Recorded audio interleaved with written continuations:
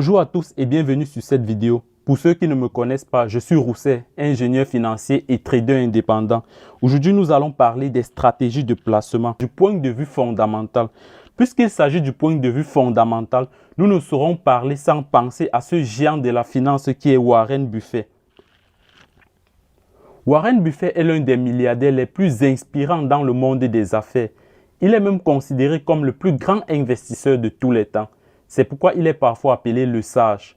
Le but de Warren Buffett, c'est de trouver des sociétés dont le prix de l'action est inférieur à sa valeur inhérente. C'est-à-dire qu'il s'intéresse seulement aux conditions présentes. Donc, il recherche des actions qui, pour l'instant, se négocient à un prix inférieur à leur valeur réelle. Ainsi, nous allons dans cette vidéo nous intéresser aux critères de sélection de Warren Buffett. Comment fait-il avant d'investir dans une entreprise? Warren Buffett a catégorisé tous ces critères et il a appelé ça les dogmes. Avant de commencer cette vidéo, j'aimerais vous inviter à vous abonner, à liker et à laisser un commentaire.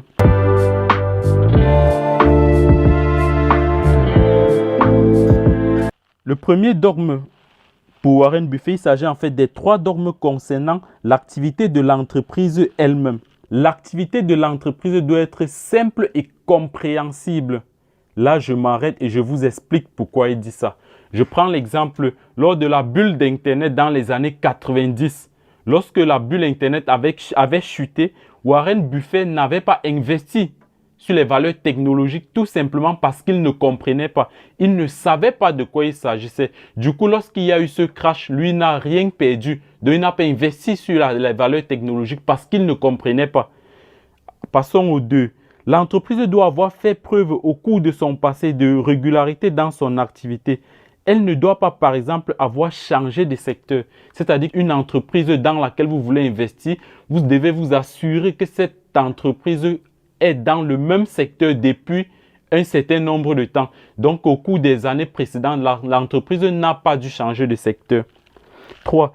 Elle doit avoir des perspectives à long terme favorables. 3 dogmes concernant la direction de l'entreprise. 1. Le management de l'entreprise agit-il de manière rationnelle? 2. Le management informe-t-il ses actionnaires de manière franche et sincère? 3. Le management peut-il résister aux pressions des institutions financières? Voilà en fait les 3 questions que Warren Buffett se pose avant d'investir dans une entreprise. Et nous aussi, nous devons faire pareil puisque Warren Buffett est considéré comme le géant de l'investissement. 4 dogmes concernant les données financières de l'entreprise. 1. L'entreprise doit présenter un bon taux de retour sur capitaux investis. Là, il ne s'agit pas des gens qui vous promettent des 200, des 300%, des 400%. C'est impossible. Lorsqu'on parle d'un bon taux, c'est autour de 15%.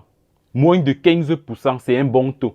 Donc, ne vous trompez plus. Ne vous laissez pas duper par ces gens qui vont venir vous proposer 100%, 200, 300%. C'est faux. Ça, c'est en fait de l'escroquerie. 2. Il faut calculer les bénéfices du propriétaire pour obtenir une bonne image de la valorisation de l'entreprise. 3. L'entreprise doit avoir une marge nette élevée. Ça, toutes les données, on peut avoir ça sur le site de l'entreprise. Toutes les entreprises qui sont inscrites en bourse ont toutes les données, donc ce n'est pas caché. 4. Enfin, la valeur de l'action de l'entreprise doit progresser au moins autant que ses bénéfices. Ça, c'est compréhensif. 2 dogmes concernant le marché boursier, la valeur boursière de l'entreprise. 1. Quelle est la valeur de l'entreprise? Warren Buffett la détermine par la méthode des cash flows actualisés. Je vous explique un peu la méthode des cash flows actualisés. C'est vrai que c'est beaucoup technique, mais vous n'avez pas trop besoin de ça. C'est vrai que c'est beaucoup trop technique, mais vous n'avez pas forcément besoin de ça parce que toutes les données sont sur le site de l'entreprise. La méthode des cash flows actualisés veut tout simplement dire qu'on estime la valeur des rendements futurs de l'entreprise sur la base des cash flows disponibles après impôt. 2. Les actions de l'entreprise peuvent-elles être achetées avec un rabais substantiel par rapport à cette valeur calculée? Donc, c'est-à-dire que lorsque vous avez actualisé les biens de l'entreprise, vous essayez de calculer Voici en achetant une action, vous avez une plus-value. C'est en fait ça l'idée. Donc, en conclusion, nous pouvons dire que le secret du succès de Warren Buffett réside dans le fait qu'il ne cesse d'apprendre de nouvelles choses à travers ses lectures et sa réflexion personnelle. Il passe en effet 80% de son temps à lire. Comme j'ai l'habitude de vous dire, prenez le temps de vous former avant d'investir. Voilà le plus géant de l'investissement qui passe 80% de son temps à lire. À lire, c'est pour s'informer, c'est pour se former afin d'investir. On ne vient pas directement, on entre sur le marché. C'est pourquoi je vous dis toujours, prenez le temps, formez-vous. Formez-vous. Et c'est dans ce sens que j'ai mis sur pied aussi cette page. Malgré le fait que Warren Buffett soit l'une des plus grandes richesses au monde, il a toujours tenu à vivre en dessous de ses moyens afin de privilégier l'investissement. Donc, Warren Buffett, tout pour lui, c'est l'investissement. Il est même dit qu'il vit toujours dans son ancienne maison qu'il a achetée depuis les années 1958. Cette maison avait coûté environ 36 000 $. Et il est toujours dans cette maison jusqu'aujourd'hui. C'est-à-dire que lui, il passe plus de temps à investir. Donc, ce qu'on peut tirer de cette vidéo, c'est que il faut se former, il faut apprendre avant d'investir. Il ne faut pas se lever du jour au lendemain et investir dans une entreprise. Et là, cette vidéo que je viens de faire, c'est juste pour introduire. Parce que la prochaine vidéo, c'est sur l'analyse technique. Les stratégies de placement du point de vue technique.